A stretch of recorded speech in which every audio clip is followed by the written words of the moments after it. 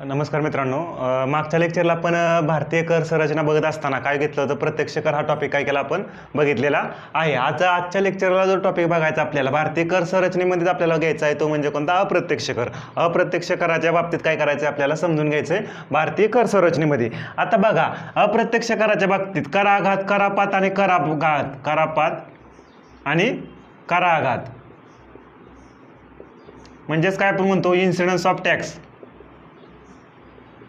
Incidence of tax म्हणजेच काय म्हणलं जातं तर कुठून टॅक्स कलेक्ट केला, एखाद्या पर्टिक्युलर व्यक्तीकडून, कुणाकडून, दुकानदाराकडून काय जीएसटी कलेक्ट केला असेल. आणि कराघात, कराघात म्हणजे काय, त्याचा ऍक्च्युअली इम्पॅक्ट कुणावर झाला, इम्पॅक्ट कुणावर होणार आहे, दुकानदाराकडून टॅक्स कलेक्ट केला आणि इम्पॅक्ट कुणावर झाला, जीएसटीचा ग्राहकावर झाला. म्हणजे अप्रत्यक्ष करामध्ये करापात, इन्सिडन्स आणि टॅक्सचा इम्पॅक्ट हा काय काय होतो, वेगवेगळ्या व्यक्तीवर होतो. म्हणजे बघा, इन्सिडन्स ऑफ टॅक्स आणि इम्पॅक्ट ऑफ टॅक्स हा काय झाला वेगवेगळ्या व्यक्तीवर. आणि प्रत्यक्ष कराच्या बाबतीत काय होतो, ज्याचा इन्कम जेवढा आहे त्याच्याकडून तेवढाच काय केला जातो, टॅक्स कलेक्ट केला जातो. म्हणजे इन्कमच्या प्रमाणात जसा इन्कम म्हणजेच एकाच व्यक्तीवर, एक प्रकारे म्हटलं तर करापात आणि कराघात काय होतो, एकाच व्यक्तीवर होतो. आता बघा, अप्रत्यक्ष कर समजून घेण्याच्या आधी आपल्याला एक ही कर समजून घ्यायचं. बघा, ॲड व्हॅलोरम टॅक्स म्हणजे काय. जो कर, ॲड व्हॅलोरम टॅक्स म्हणजे जो कर हा वस्तूच्या किमतीनुसार लावला जातो. म्हणजे जी वस्तूची किंमत आहे त्या किमतीवर जो कर लावला जातो त्या कराला म्हटलं जातं ॲड व्हॅलोरम टॅक्स किंवा यथामूल्य कर. यथामूल्य कर. जो टॅक्स कशावर लावला जातो, वस्तूच्या किमतीवर, व्हॅल्यूवर. हा टॅक्स कशावर लावला गेला, वस्तूच्या किमतीवर. आणि जो कर वस्तूच्या किमतीवर लावला जातोय, सपोज 100 रुपयाची वस्तू असेल, 100 रुपयाच्या वस्तूवर किती 10% टॅक्स लावला तर हा झाला काय तुमचा यथामूल्य कर किंवा ॲड व्हॅलोरम टॅक्स. आणि दुसऱ्या प्रकारचा एक कर असतो तो म्हणजे विशिष्ट कर प्रति युनिट. प्रति युनिट म्हणजे ही कशानुसार, यथामूल्य कर कशानुसार लावला, वस्तूच्या किमतीवर लावला. परंतु हा जो कर लावला जातो तो वस्तूच्या क्वांटिटीनुसार लावला जातो, क्वांटिटीवर लावला जातो. किंवा वस्तूचा व्हॉल्यूम असेल, आकारमान असेल, आकारमानानुसार लावला जाईल. क्वांटिटी असेल, वस्तूचं काय असेल, आकारमान असेल, व्हॉल्यूम असेल, आकारमानानुसार लावला जाईल. म्हणजे सपोज एक सिगारेट आहे, हे सिगारेटची साईज किती, एवढी एवढी विड्थ असेल, एवढी एवढी लांबी असेल, एवढी एवढी रुंदी असेल. परत कशी मोठी सिगारेट असेल, ह्याची लांबी काय जास्त आहे, बरोबर, आकारमान कसं आहे, जास्त आहे. मग आता वस्तूच्या सपोज एक सिगारेट तुम्ही 10 सिगारेट तयार केल्या तर सिगारेट किती प्रोड्यूस केलेल्या आहेत ह्या व्हॉल्यूमच्या, म्हणजे ह्या आकारमानाचे सिगारेट तुम्ही किती प्रोड्यूस केल्यात, किती क्वांटिटी आहे, त्या क्वांटिटीनुसार कर लावला जाईल. त्याच्या किमतीनुसार कर लावला जाणार नाही. तुम्ही किंमत किती ठेवा, परंतु तुम्ही किती काय केलेले आहे, त्याची क्वांटिटी किती तयार केलेली आहे, त्या क्वांटिटीनुसार जो कर लावला जाईल त्याला म्हटलं जाईल, काय म्हटलं जाईल, विशिष्ट कर प्रति युनिट. आणि आकारमानानुसार किंवा ह्याचा आकारमान जास्त असेल तर ह्याच्यावर काय होईल, ह्याच्या क्वांटिटी तुम्ही किती प्रोड्यूस केलेले आहेत, किती तयार केलेले आहेत, त्याच्यानुसार जो कर लावला जाईल तो कोणता, विशिष्ट कर प्रति युनिट. म्हणजे त्याची किंमत किती आहे त्याचा काय केला जात नाही, त्याच्यामध्ये विचार केला जात नाही. अशा कराला काय म्हटलं जातं, विशिष्ट कर प्रति युनिट असं म्हटलं जातं. हे दोन प्रकारचे कर. आणखी एक असतो पिगोवियन कर म्हणून.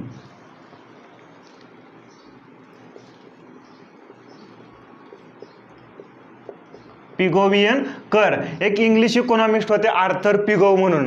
यांनी काय सांगितलं की अशा ज्या निगेटिव्ह वस्तू आहेत, म्हणजे जे इन्व्हायरमेंटला काय आहेत, हानिकारक आहेत, जशा कोणत्या गोष्टी झाल्या, कोळसा झालं, परत आणखी दुसऱ्या कोणत्या तंबाखूजन्य पदार्थ झालं, ह्या कशा आहेत, निगेटिव्ह इफेक्ट करतात इन्व्हायरमेंटवर वगैरे, दारू झालं, मग ह्याच्यावर काय करा, जास्तीत जास्त कर लावा असं सांगण्यात आलं. कोणी सांगितलं, सर आर्थर पिगोने सांगितलं. आणि मग त्यांच्या नावावरूनच त्या कराला नाव काय पडलं, पिगोवियन कर. मग कोणत्या वस्तूवर लागल्या जातील, ज्या इन्व्हायरमेंटवर काय करतात किंवा आजूबाजूच्या वातावरणावर, म्हणजे याच्यावर कसं निगेटिव्ह इफेक्ट तयार करतात, निगेटिव्ह एक्सटर्नॅलिटी करतात, अशावर काय लावला जाईल, पिगोवियन कर, पिगोवियन टॅक्स लावला जाईल.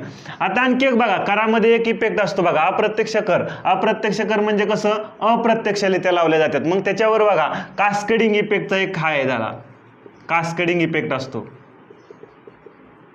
कास्केडिंग इफेक्ट म्हणजे काय, करावर कर लावला जातो, करावर कर लावण्याचा जो परिणाम आहे त्याला काय म्हणलं जातं, कास्केडिंग इफेक्ट. सपोज 100 रुपयाची वस्तू आहे बघा, ही किती रुपयाची वस्तू आहे, 100 रुपयाची वस्तू आहे. ह्या 100 रुपयाच्या वस्तूवर काय केला, 10% कर लावला. बघा, ह्या 100 रुपयाच्या वस्तूवर ज्यावेळेस तिचं उत्पादन केलं त्यावेळेस किती लावला, 10% लावला. झाली किती किंमत त्याची, 110 रुपये.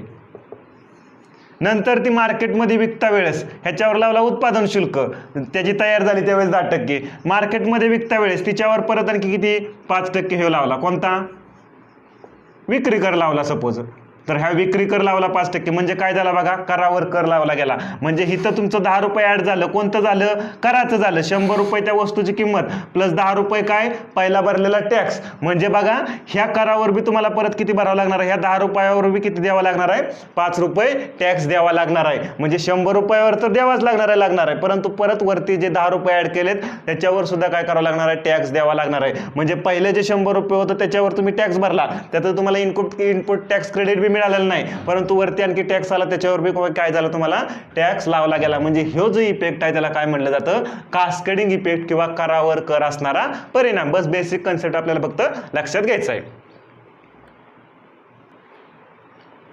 बघा आता 1944 ला पहिल्यांदा आपल्याला अप्रत्यक्ष कर बघत असताना अप्रत्यक्ष करामध्ये कशा प्रकारे हिस्टॉरिकल म्हणजे नेमका प्रकारे कशा प्रकारे अप्रत्यक्ष कर आले हे आपल्याला काय करायचं समजून घ्यायचंय. ह्याच्यामध्ये 1944 ला पहिल्यांदा केंद्राने एक कायदा आणला, कोणता, केंद्रीय उत्पादन शुल्क कायदा.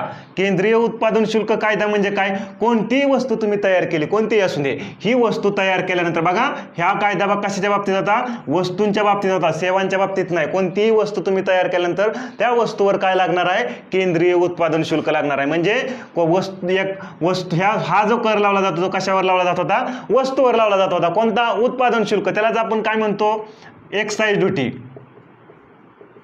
एक्साइज ड्युटी देखील त्यालाच काय म्हणलं जातं, उत्पादन शुल्कला बी काय म्हणलं जातं. मग हा केंद्रीय उत्पादन शुल्क कायदा कधीचा आहे, 1944चा. हा कशावर लागतो, वस्तूंचं ज्यावेळेस प्रोडक्शन केलं जातं, ज्यावेळेस प्रोडक्शन करून ती वस्तू काय होती, मॅन्युफॅक्चरिंग होऊन बाहेर पडते, त्यावेळेस हा काय लागला जातो, केंद्रीय उत्पादन शुल्क. नंतर बघा 1956 ला आणला केंद्रीय विक्री कर कायदा. हा केंद्रीय विक्री कर कायदा म्हणजे आता सपोज एखादी व्हॅन आहे किंवा गाडी आहे, एखादी गाडी आहे कुठं तयार झाली, महाराष्ट्रात तयार झाली, आणि ही नेली विकण्यासाठी कुठं, गुजरातला नेली.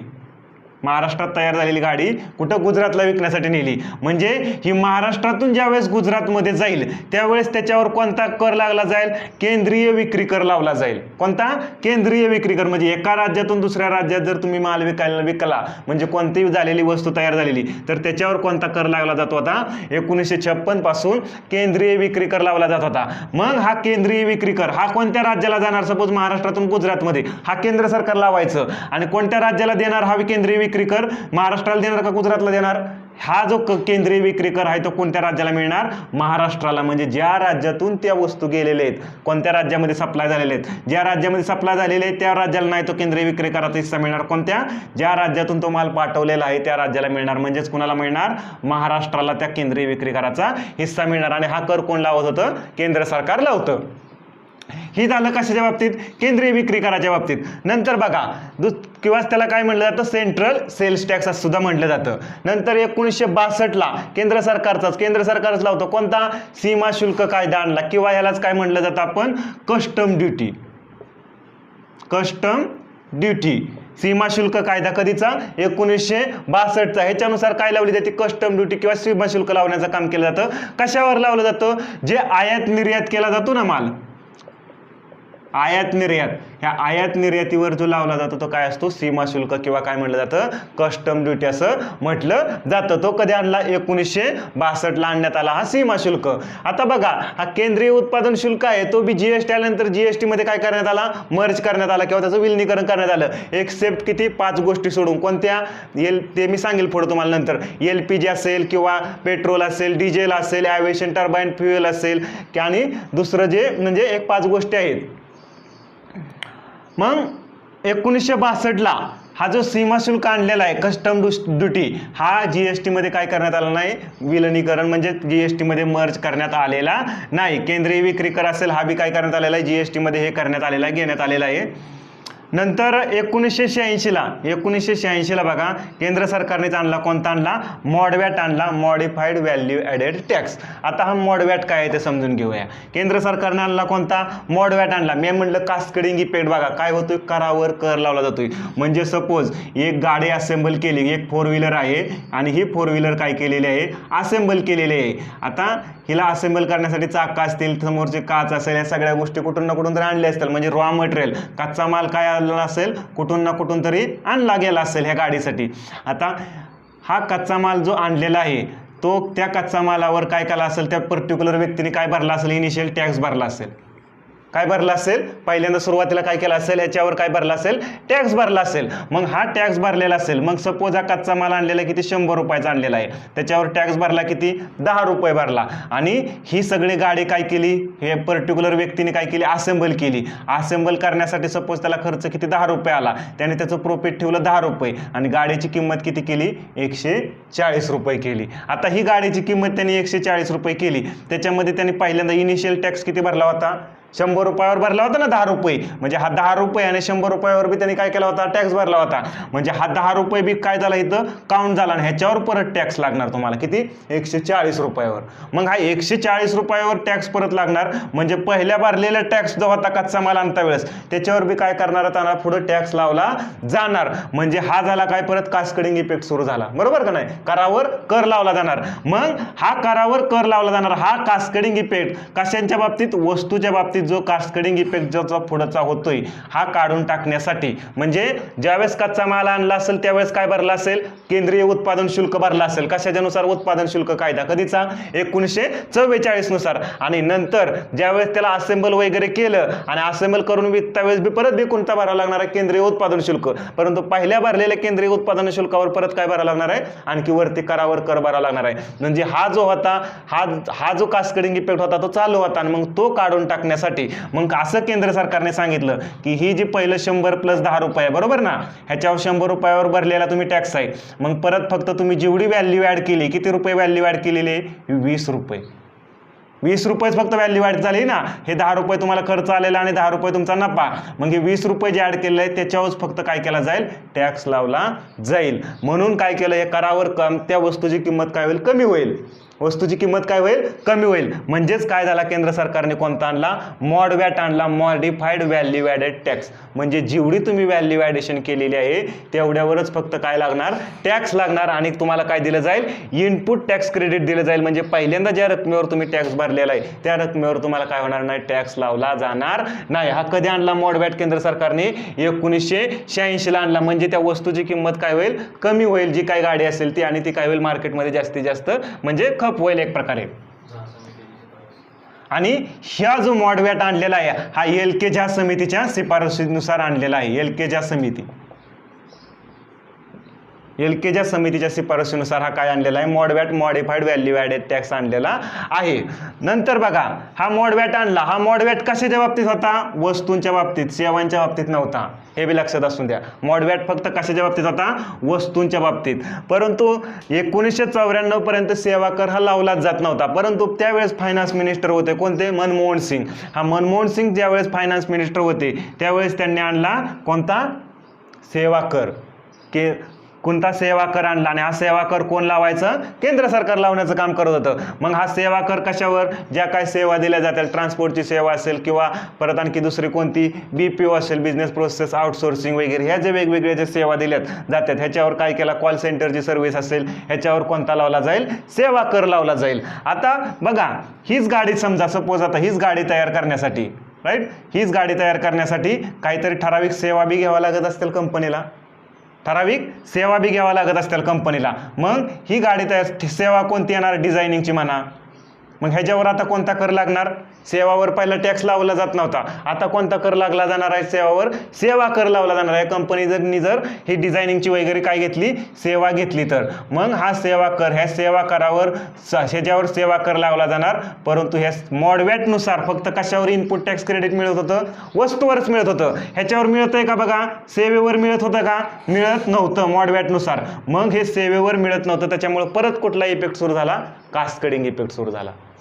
कास्केडिंग इफेक्ट काय झाला, परत सुरू झाला, करावर कर लागला गेला, म्हणजे सेवावर जो कर भरलाय त्याच्यावर परत कर लागला जाणार, म्हणजे सेवावर इनपुट टॅक्स क्रेडिट दिलं जात नव्हतं. म्हणून तो जो प्रॉब्लेम होता कास्केडिंग इफेक्टचा तो काढून टाकण्यासाठी केंद्र सरकारने 2004 ला कोणता आणला, सेनवॅट आणला, सेंट्रल व्हॅल्यू ॲडेड टॅक्स. म्हणजे आता इथं दोन्ही बी गोष्टी ऍड केल्या, कोणत्या, वस्तू प्लस सेवा, दोन्ही बी ऍड केल्या. म्हणजे वस्तू आणि सेवा या दोन्हीवर बी काय केलं जाईल, इनपुट टॅक्स क्रेडिट दिलं जाईल. जो काय रॉ मटेरियल घेतलंय त्याच्यावर काय केलं जाईल, इनपुट टॅक्स क्रेडिट दिलं जाईल. नंतर बघा आता ठीक आहे, केंद्र सरकारने जे टॅक्स लावलेला आहे त्याच्यावर इनपुट टॅक्स क्रेडिट मिळालं. आता केंद्राने ही वस्तू तयार केल्यानंतर ह्याच्यावर काय लागणार, 1944च्या कायद्यानुसार उत्पादन शुल्क लागला.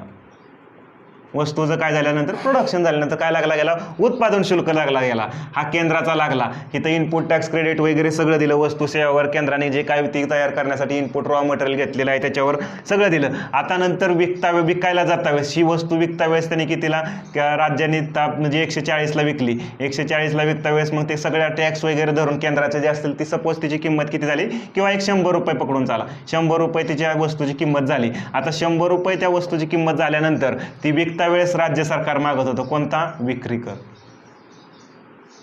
ही वस्तू विकता वेळेस राज्य सरकार मागत होतं कोणता, विक्री कर. हे विक्री कर कोण लावतं, राज्य सरकार लावतं. आता ही विक्री कर, ही वस्तू विकता वेळेस राज्य सरकारने हे डेस्टिनेशनला विक्री कर मागितला, सपोज 10% मागितला, किती झाला, वस्तूची किंमत किती होईल, 110 रुपये होईल. नंतर डबल ह्या एखाद्या कोणी व्यक्ती असेल याने घेतलेली आहे ती, नंतर त्याने तिसऱ्या व्यक्तीला विकता वेळेस त्याच्यावर परत आणखी 10%.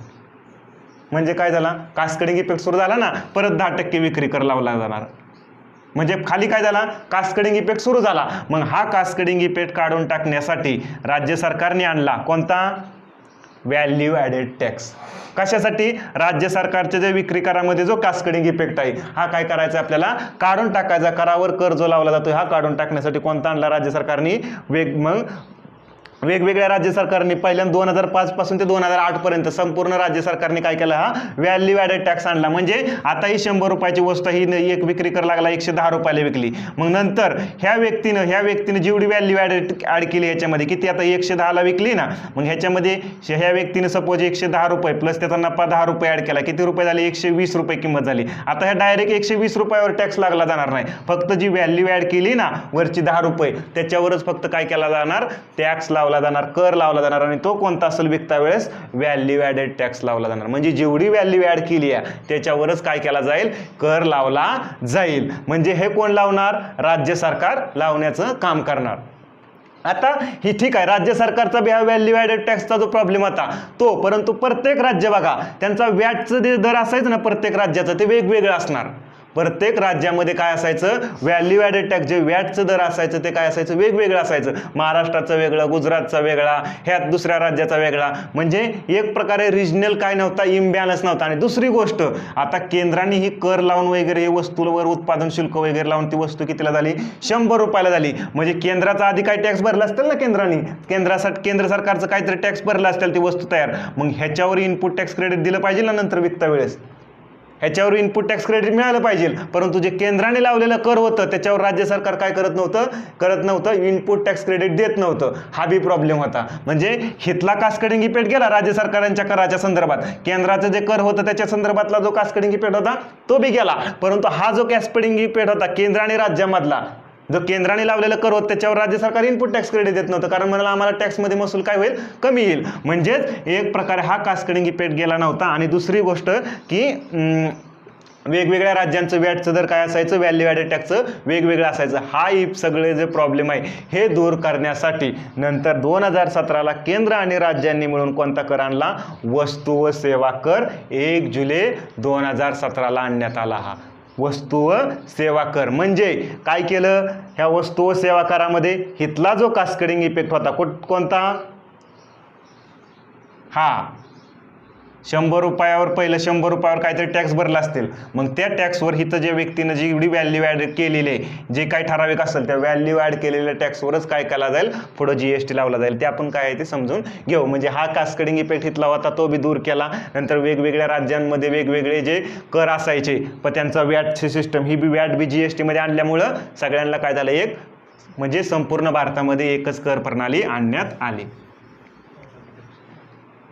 नंतर जीएसटी समजून घेण्याच्या ऐवजी बघा जीएसटी कशा प्रकारे आला, आपल्याला जायचं आहे तर जीएसटीकडं. हे अप्रत्यक्ष कर, हे वेगवेगळे काय लावले जात होते, अप्रत्यक्ष कर लावले जात होते. केंद्र प्लस राज्य लावायचे दोन्ही, हे केंद्राचे काय राज्यांचे काय.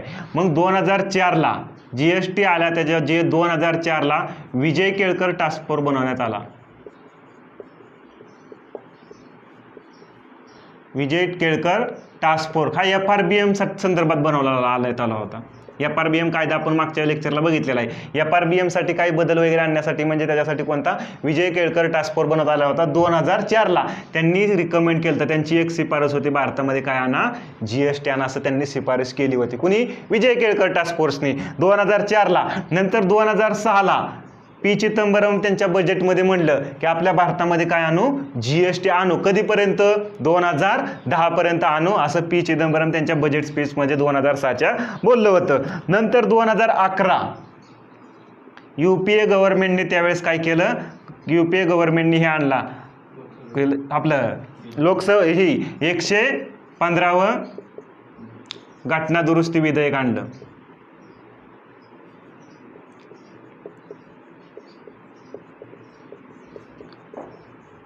हे विधेयक नंतर 15वी लोकसभा आहे बघा, 15वी लोकसभा काय झाली, लॅप्स झाली. 15वी लोकसभा लॅप्स झाली, नंतर कुठली आली, त्याच्याबरोबर हे बिल बी काय झालं, लॅप्स झालं, 115वं जे घटना दुरुस्ती विधेयक होतं. नंतर आली 16वी लोकसभा. 16वी लोकसभा आल्यानंतर 2014ला 16वी लोकसभा आल्यानंतर 2014 ते 16 ह्या कालावधीमध्ये काय काय घटना झाल्या बघा. आणण्यात आलं 122वं घटना दुरुस्ती विधेयक.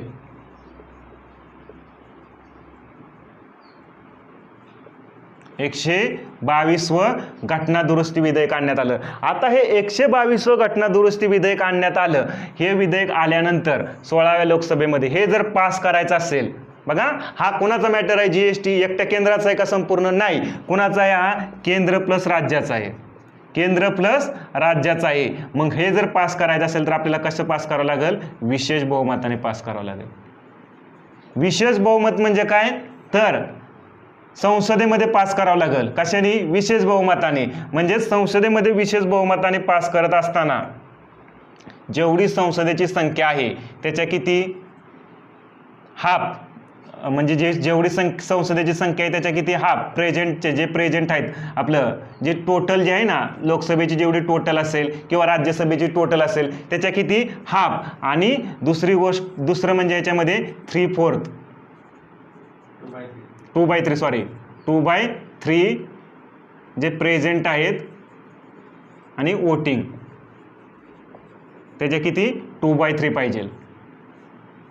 म्हणजे विशेष बहुमत म्हणजे काय, संसदेत जेवढी त्या संसदेची लोकसंख्या म्हणजे ही जेवढी संसदेचे सदस्य आहेत बघा, कशाचे, राज्यसभेचे सदस्य असतील किंवा लोकसभेचे सदस्य असतील त्याच्या किती, हाफ. आणि जे प्रेझेंट आणि वोटिंग करतात त्याच्या किती, 2/3 मेजॉरिटीने काय झालं पाहिजे, हे पास करावं लागेल. म्हणजे विशेष बहुमताने. हे झालं कोणाच्या बाबतीत, केंद्राच्या बाबतीत. प्लस राज्य, आता दोघांची म्हणजे केंद्र आणि राज्य दोन्हीचं बी आहे ना, म्हणजे कलम 368 मध्ये सांगितलेलं आहे केंद्र आणि राज्य हे दोन्हीला जर ही बिल पास करायचं असेल, केंद्र प्लस राज्य, तर मग काय करावं लागेल, की राज्यांच्या बाबतीत काय, अर्धे राज्य जे आहेत, अर्ध्या राज्यांनी काय करावं लागेल, त्यांच्या साध्या बहुमताने ते त्यांच्या विधानसभेमध्ये बिल काय करावं लागेल, पास करावं लागेल. म्हणजे केंद्राने कसं विशेष बहुमताने संसदेमध्ये आणि राज्यांनी काय, तर अर्धे राज्य जे आहेत त्यांनी काय करावं लागेल. म्हणजे त्यावेळेस 15 राज्यांनी ते पास करणं काय होतं, बंधनकारक होतं. मग हे सगळं पास झालं. 368 नुसार सगळी जी प्रोसेस होती ही प्रोसेस काय झाली, आणि ही प्रोसेस झाल्यानंतर काय झालं, 122वं घटना दुरुस्ती विधेयक जे होतं ते पास झालं. आणि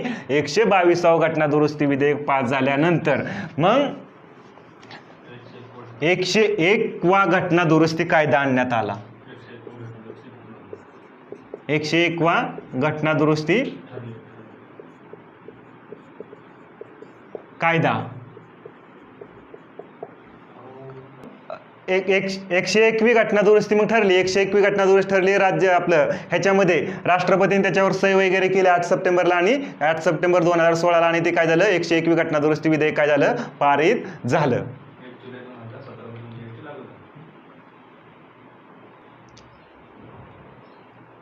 आता बघा 101वी घटना दुरुस्ती झाली. मग 101वी घटना दुरुस्ती झाल्यानंतर घटनेमध्ये काय करण्यात आलं, बदल करण्यात आलं. म्हणजे घटनेमध्ये काही कलम काय करण्यात आलं, ऍड करण्यात आलं आणि काही कलम काय केलं म्हणजे एका दुसरा कलम काढून टाकण्यात आला. मग आता बघा कलम 246A आपल्या भारतीय घटनेमध्ये कलम 246A काय करण्यात आला, ऍड करण्यात आला. आणि हा ऍड करण्यात आला त्याच्यामध्ये राज्यांना काय करण्यात आलं, वस्तू आणि सेवा. बघा पहिलं राज्य कशावर टॅक्स लावत होतं, फक्त वस्तूवरच लावण्याचा अधिकार होता पहिल्या राज्यांना. परंतु आता कशावर देण्यात आला, वस्तू आणि सेवा या दोन्हीवर बी काय करणार आता राज्य, सेवांवर सुद्धा राज्यांना कर लावण्याचा. जीएसटी मध्ये काय करण्यात आलं, सेवाला ऍड करण्यात आलं. म्हणजे सेवावर सुद्धा राज्य काय करू शकतं, कर लावण्याचा अधिकार राज्यांना देण्यात आला. म्हणजे वस्तू आणि सेवा दोन्ही बी. कुठं सांगितलं, कलम 246A मध्ये. आता जो IGST आहे कलम 246A मध्ये एक बी सांगितलं, जो एका राज्यातून दुसऱ्या राज्यात माल विकायचा असेल तर कोणता कर लागत होता, केंद्रीय विक्री कर लावला जात होता. मग हा केंद्रीय विक्री कर कशामध्ये, जीएसटी मध्ये आणण्यात आला. मग जो केंद्रीय विक्री कराच्या ऐवजी कोणता लावला जाईल असं सांगितलं,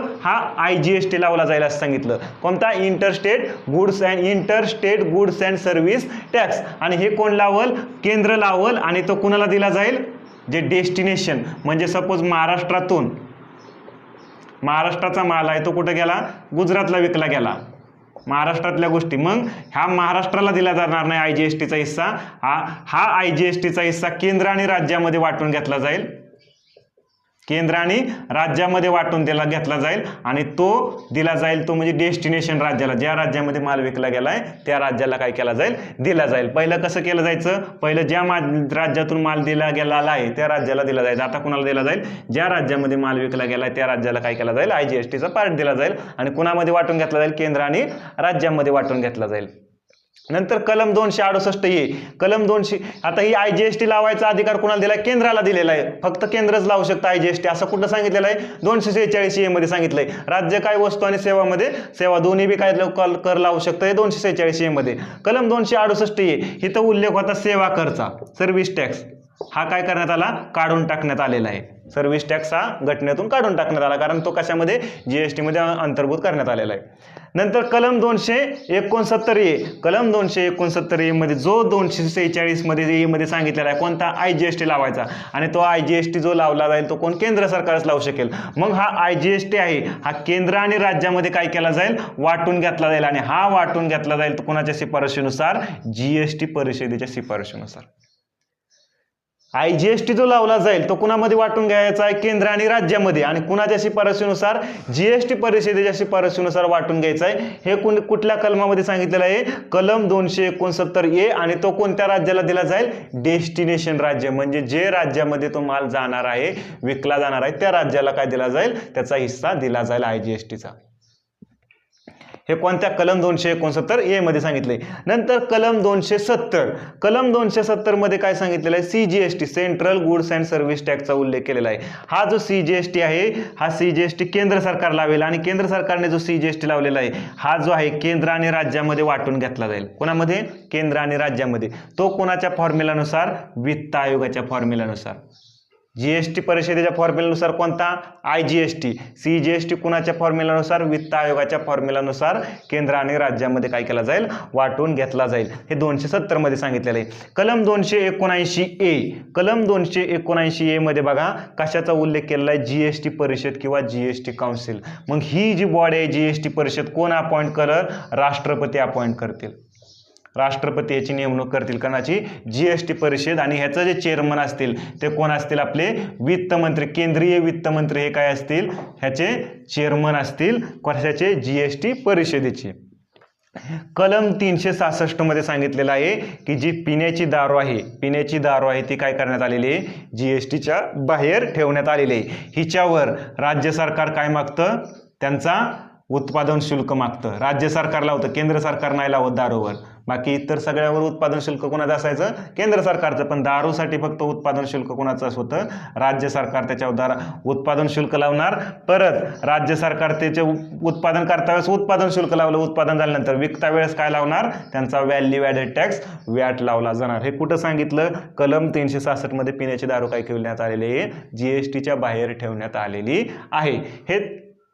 हे थोडक्यात झालं कशाविषयी, घटनेमध्ये काय काय दुरुस्ती करण्यात आल्या, कोणत्या कलम मध्ये काय, म्हणजे कोणकोणते कलम ऍड वगैरे करण्यात आले. नंतर बघा जीएसटी परिषद सांगितलेली मी आता. जीएसटी परिषद कोणत्या कोणत्या ह्याच्यानुसार, कलमनुसार 279 ए नुसार. मग जीएसटी परिषदेमध्ये केंद्राचे 2 सदस्य असतील आणि राज्यांचे सदस्य असतील 31. केंद्राचे किती? 2. केंद्राचे जे 2 आहेत त्याच्यातला पहिलं कोण असेल? वित्तमंत्री, केंद्रीय वित्तमंत्री, फायनान्स मिनिस्टर. दुसरे असतील केंद्रीय राज्य वित्तमंत्री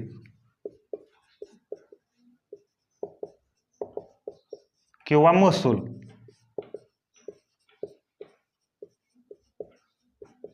पहिले असतील केंद्रीय वित्तमंत्री, दुसरे कोण? केंद्रीय राज्य वित्तमंत्री किंवा महसूल मंत्री. राज्यांचे 31 म्हणजे कोणते? जे आपले राज्य आहे तो राज्य प्लस त्याच्यामध्ये आणखी 2 युनियन टेरिटरी आहेत, 3 युनियन टेरिटरी, केंद्रशासित प्रदेश. कोणते कोणते? दिल्ली, पुदुचेरी आणि जम्मू आणि काश्मीर. इथं काय आहेत? विधानसभा आहेत. ह्या केंद्रशासित प्रदेशाचे 3 केंद्रशासित प्रदेशाचे आणि राहिलेल्या राज्यांचे असे मिळून काय 31 प्रतिनिधी. मग हे 31 प्रतिनिधी कोण असतील? तर तिथला डेप्युटी सीएम बी असू शकतो त्या राज्याचा, किंवा तिथला वित्तमंत्री किंवा राज्य वित्तमंत्री सुद्धा असू शकतो, किंवा इतर मंत्री. फक्त मुख्यमंत्री असू शकत नाही, किंवा इतर मंत्री त्या राज्याचा. हे कशामध्ये पाठवलं जाणार? जीएसटी परिषदेमध्ये हे सदस्य असणार. राज्याकडून किती? 31 आणि केंद्राकडून किती? 2. ह्यांचा जर वोटिंग राईट असेल तर 1/3 असेल, म्हणजे किती? 33%. आणि ह्यांचा किती असेल? 33.33 म्हटलं तरी चालेल. आणि ह्यांचा जो असेल राज्यांकडे वोटिंग राईट असेल तो 2/3 असेल, म्हणजेच किती? 66.66. आणि केंद्राकडे किती? 33.33% केंद्राकडे. राज्यांकडे किती? 66.66%. आता बघा ही झालं ह्याचं. आणि कोणतं बी डिसिजन जर जीएसटी परिषदेमध्ये घ्यायचं असेल, जीएसटी परिषदेमध्ये कोणतंही डिसिजन घ्यायचं असेल तर 3/4 मेजॉरिटी पाहिजे, म्हणजे 75%.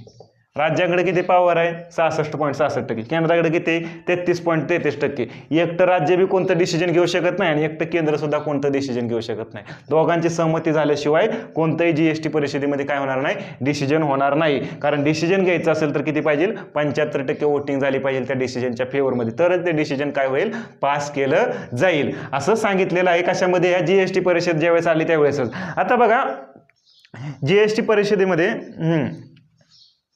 काउन्सिलची ज्यावेळेस मीटिंग घेतली जाईल ह्या जीएसटी परिषदेची किंवा जीएसटी काउन्सिलची, त्यावेळेस 50% काय पाहिजे? उपस्थिती पाहिजे. 50% काय असायला पाहिजे? उपस्थिती असायला पाहिजे. केंद्रीय वित्तमंत्री असतील ते काय असतील? याचे अध्यक्ष असतील. आणि हे जे आहेत बाकी 31 जे आहेत राज्याचे त्याच्यातला एक जण कोण? एक जण जो मंत्री असेल तो काय बनवला जाईल? उपाध्यक्ष. ह्यांच्याच ते 31 पैकी एक जण काय असेल? उपाध्यक्ष असेल या जीएसटी परिषदेमध्ये.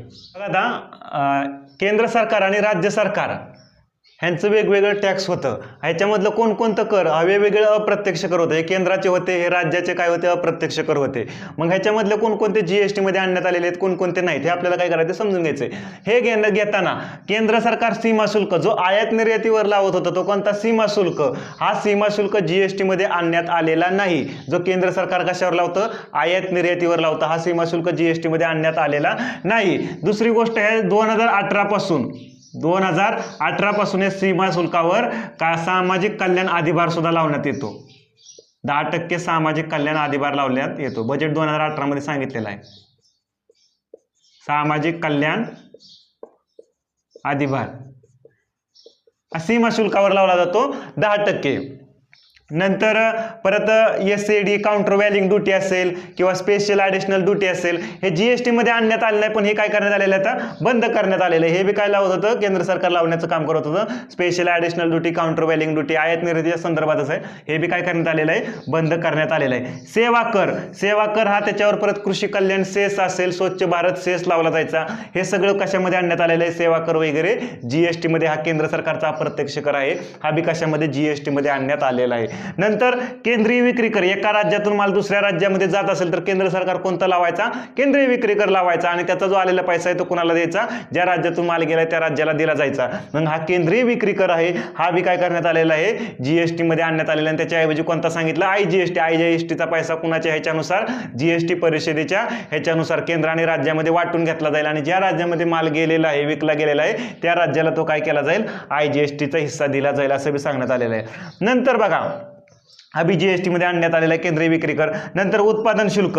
उत्पादन शुल्क कशावर? वस्तूंचं प्रोडक्शन झाल्यावर त्याच्यावर काय लावला जायचा? उत्पादन शुल्क लावला जायचा. हा उत्पादन शुल्क बी कशामध्ये आणण्यात आलेला आहे? जीएसटी मध्ये आणण्यात आलेला आहे, फक्त 5 गोष्टी सोडून. कोणकोणत्या 5 गोष्टी बघा. पहिला आहे कच्चं तेल. कच्चं तेल जे आहे हे जीएसटी मध्ये आणण्यात आलेलं नाही. दुसरं आहे पेट्रोल,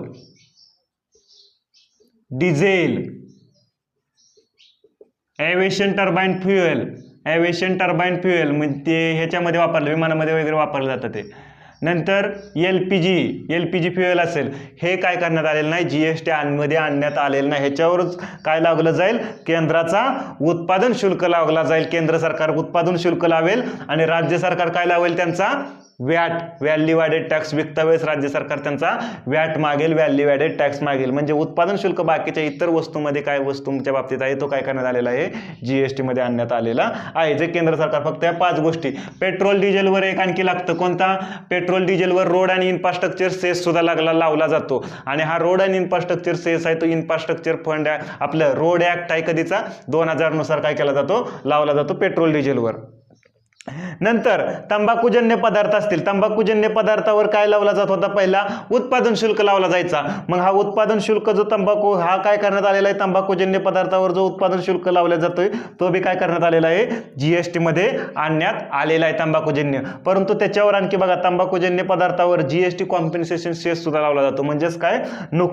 जीएसटी नुकसान भरपाई जो उपकर आहे तो काय केला जातो? तंबाखूजन्य पदार्थावर. आणि हा जो पैसा आलेला आहे जीएसटी कॉम्पेन्सेशन सेस, हा जीएसटी कॉम्पेन्सेशन सेस लावला जातो.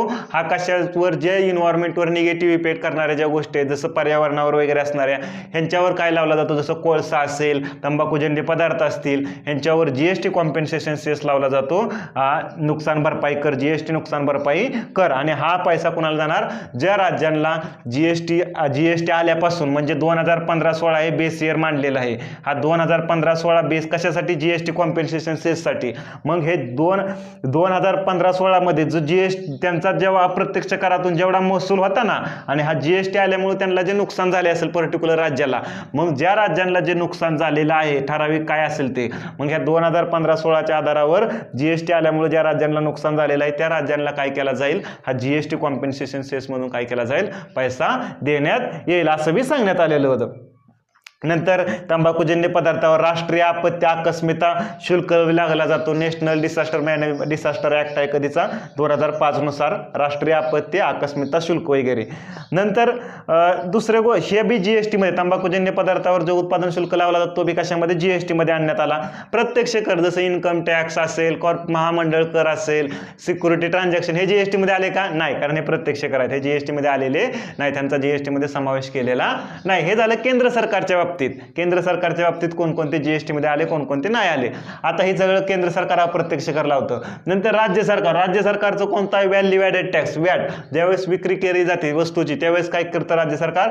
व्हॅट हा मागतं. हा व्हॅट बी काय करण्यात आलेला आहे? जीएसटी मध्ये आणण्यात आलेला आहे. आणि फक्त कोणत्या 5 वस्तू सोडून हे सांगितलेले मी, कच्चं तेल, petrol, diesel, aviation turbine fuel आणि एलपीजी, ह्याच्यावर राज्य सरकार काय मागतं? व्हॅट मागतं, व्हॅल्यू ॲडेड टॅक्स. केंद्र सरकार काय मागतं? उत्पादन शुल्क. राज्य सरकार काय लावतं? व्हॅट लावतं विकता वेळेस. म्हणजे हा जीएसटी मध्ये आलेला नाही. जी दारू आहे बघा, ही दारूचा उल्लेख कधी कोणत्या कलमामध्ये केलेला आहे? कलम 366 मध्ये. ही दारूवर काय लावणार? राज्य सरकार काय लावतं? उत्पादन शुल्क. आणि परत विकता वेळेस काय? व्हॅट. हे कोण लावतं? राज्य सरकार लावतं. म्हणजे दारू जी आहे ही कशामध्ये? जीएसटी मध्ये आणण्यात आलेली नाही. कलम 366 नुसार त्याला काय करण्यात आले? जीएसटीच्या बाहेर ठेवण्यात आलेले. दारूला जर आणायचं असेल जीएसटी मध्ये तर पुन्हा घटना दुरुस्ती आणि पुन्हा अर्ध्या राज्यांची परमिशन घेऊनच दारू जीएसटी मध्ये आणली जाऊ शकते. तशी दारू जीएसटी मध्ये आणण्यात येणार नाही, कारण दारूमधून राज्य सरकारला काय होतो? भरपूर महसूल वगैरे मिळाला जातो. त्याच्यामुळे दारू ही राज्य सरकारने विरोध केल्यामुळे दारूला जीएसटी मध्ये आणण्यात आलेली नाही. नंतर राज्य सरकार काय करतं, बिजली शुल्क लावतं, रोड टॅक्स लावतं. हे बिजली शुल्क असेल कशावर, इलेक्ट्रिसिटीवर लावतं, ते इलेक्ट्रिसिटी ड्युटी म्हणतो आपण. रोड टॅक्स कशावर, वाहनावर लावतं. हा बी जीएसटी मध्ये आणण्यात आलेला नाही, ते बी अजून काय करतं राज्य सरकार लावतं. कोणता, बिजली शुल्क आणि रोड टॅक्स. नंतर खरेदी कर असेल, वस्तूची खरेदी वगैरे करता वेळेस वस्तू सेवा परत प्राणी वगैरे असतील, हा बी खरेदी कर काय करण्यात आला, जीएसटी मध्ये आणण्यात आला. ॲडव्हर्टाइजमेंट टॅक्स असेल, म्हणजे कसा ॲडव्हर्टाइजमेंट, जे बॅनर वगैरे लावतात, ॲडव्हर्टाइजमेंट वगैरे करायचे असेल तर त्या बी गोष्टी काय करण्यात आल्या, राज्य सरकार लावत होतं, ते बी काय करण्यात आलं, जीएसटी मध्ये आणण्यात आलं.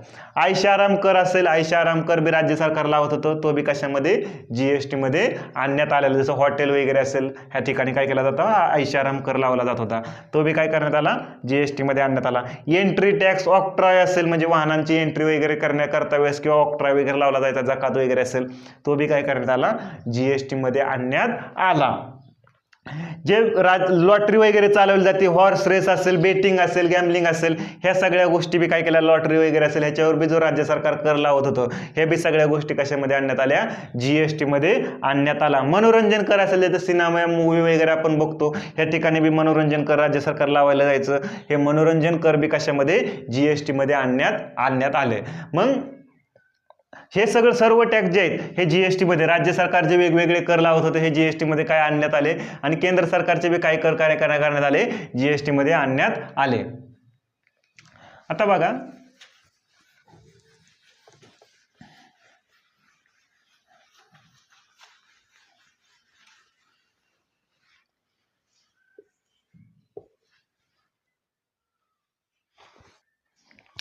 जीएसटी कंपोजिशन स्कीम आपल्याला समजून घ्यायची. बघा,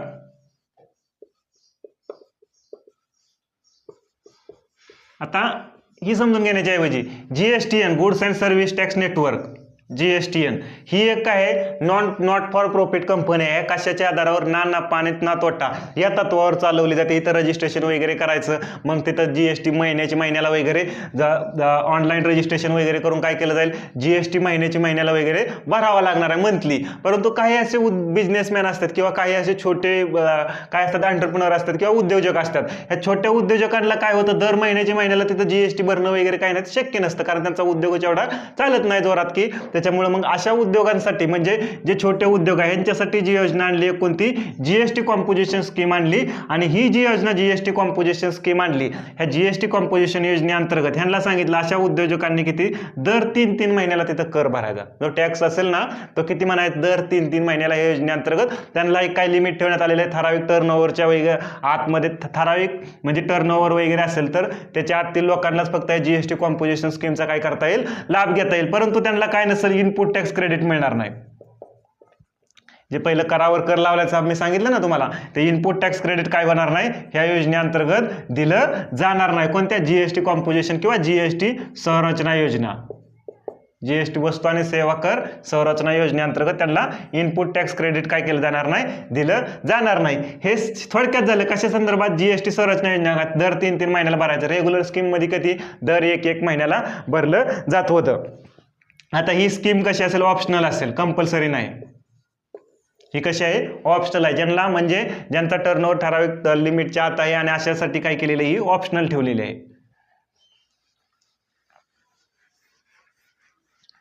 नंतर बघा, नॅशनल अँटी प्रॉफिटिअरिंग अथॉरिटीची बी स्थापना करण्यात आली, 2 वर्षासाठी करण्यात आली होती जीएसटी आल्यानंतर.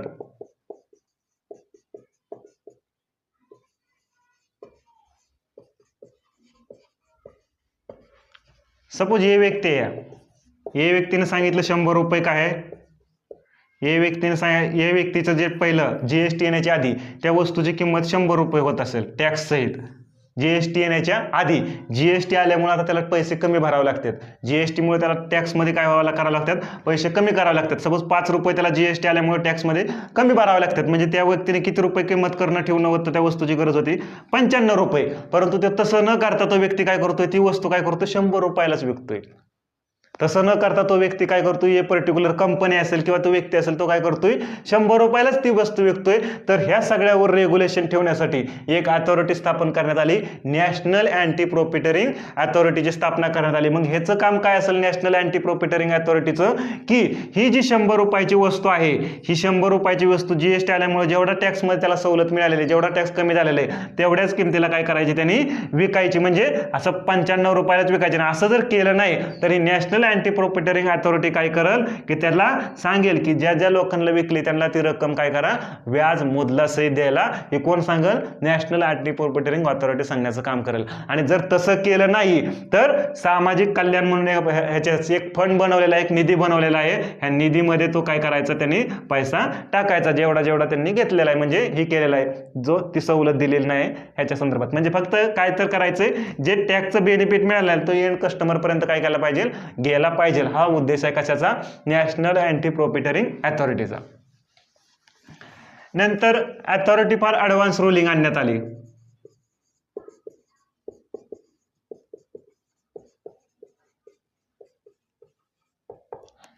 एखादी वस्तू मॅन्युफॅक्चर करायची, तयार करायची आहे, एखादी वस्तू पर्टिक्युलर काय करायची, एखाद्या व्यक्तीला तयार करायची आणि त्याला ॲडव्हान्समध्ये माहिती पाहिजे की बाबा ह्या वस्तूवर मला किती टॅक्स लागेल, काय होईल, या सगळ्या गोष्टी काय करायच्या, त्या ॲडव्हान्समध्ये त्याला माहिती करून घ्यायच्या. तर ते कुठं जाऊ शकतो, अथॉरिटी फॉर ॲडव्हान्स रुलिंगकडे. नाहीतर परत त्यांनी वस्तू तयार केल्यानंतर म्हणून नाही की 28% जीएसटी द्या, डायरेक्ट जीएसटी अथॉरिटीनं.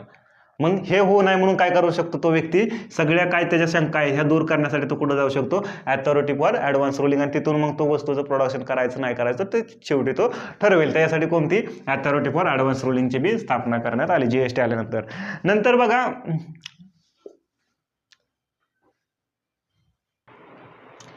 आपण आता काय करू, थोडक्यात पॅन कार्ड मधला जीएसटी IN नंबर असतो त्याच्यामधला आणि आधार कार्ड मधला ह्याच्यामधला डिफरन्स काय, फरक काय करणार आहोत, समजून घेणार आहोत. पॅन कार्ड कोण इश्यू करतं, income tax department. Income tax department कोणत्या मंत्रालयाच्या अंतर्गत येतं, वित्त मंत्रालयाच्या अंतर्गत.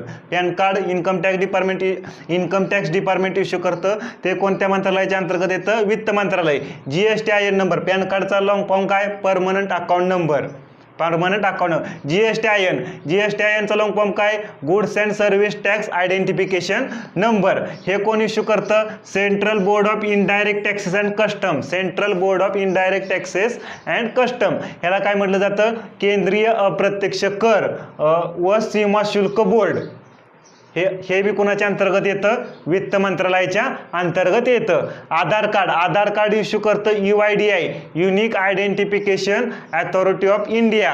ही unique identification authority of India येतं ही माहिती व तंत्रज्ञान मंत्रालयाच्या अंतर्गत, मिनिस्ट्री ऑफ इन्फॉर्मेशन अँड टेक्नॉलॉजीच्या अंतर्गत हे आधार कार्ड इश्यू करण्याचं काम करतं. आधार कार्ड जे इश्यू केलं जातं हे इन्कम टॅक्स ऍक्ट 1961 नुसार आधार कार्ड, आपलं पॅन कार्ड हे इन्कम टॅक्स ऍक्ट कधीचा, 1961 नुसार इश्यू केलं जातं. जीएसटी IN नंबर हे जीएसटीचा कायदा कधीचा, 2017 नुसार इश्यू केलं जातं. आणि आधार कार्ड जे आहे हे आधार ऍक्ट कधीचा, 2016 नुसार काय केलं जातं, इश्यू केलं जातं. पॅन कार्ड मध्ये 10 अंक असतात, त्याच्यामध्ये अल्फाबेट नंबर दोन्ही बी असतात. जीएसटी IN मध्ये 15 कॅरेक्टर असतात, त्याच्यामध्ये 2 जे पहिले असतात ते राज्याचा कोड असतो, नंतरचं 10 अंक असतात ते पॅन नंबर असतो तुमचा, आणि 3 परत कॅरेक्टर असतात. असं आधार कार्ड असतो 12 अंक असतात, त्याच्यामध्ये फक्त अंकच असतात. पॅन कार्ड कोण इश्यू करू शकतं, पर्टिक्युलर व्यक्ती असेल किंवा हिंदू अनडिवायडेड फॅमिली असेल, कंपनी असेल, एखादे ट्रस्ट असेल तिचं पॅन कार्ड असू शकतं.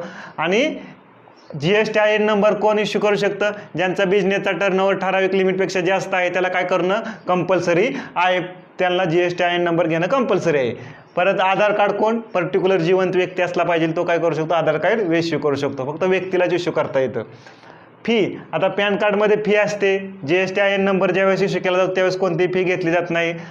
परत आधार कार्डमध्ये बी कोणतीही फी घेतली जात नाही. जे पॅन कार्ड इश्यू केलं म्हणजे ह्याच्यामध्ये थोडक्यात फक्त डिफरन्स लक्षात असून द्या, पॅन कार्ड जीएसटी IN आणि आधार कार्ड आहे ह्याच्यामधला डिफरन्स काय आहे ते. ओके मित्रांनो, आता पुढच्या वेळेस आपण एक टॉपिक घेणार आहोत, तो म्हणजे कर प्रणाली. आपण बघतो हेच भारतीय कर संरचना संदर्भातच घेणार आहोत. तो म्हणजे काय तर कर सुधारणामध्ये काय काय आणखी कर सुधारणा आले, ब्लॅक मनीची समस्या वगैरे ह्या गोष्टी आपण काय करणार आहोत घेणार आहोत. व्हिडिओ आवडला तर लाईक करा, शेअर करा आणि दुसरी गोष्ट म्हणजे की एक तुमच्यासाठी एक क्वेश्चन आहे, तो बी कमेंट बॉक्समध्ये मला त्याचं काय करा आन्सर करा. तो क्वेश्चन असा आहे, ही GSTIN नेटवर्क किंवा GSTN जो सॉफ्टवेअर बनवलेला आहे, हा सॉफ्टवेअर जो आहे GSTN सॉफ्टवेअर हा कोणत्या कंपनीने भारतातल्या बनवलेला आहे, त्या कंपनीचं मला नाव काय करा कमेंट बॉक्समध्ये तुम्ही सांगा. Okay, thank you.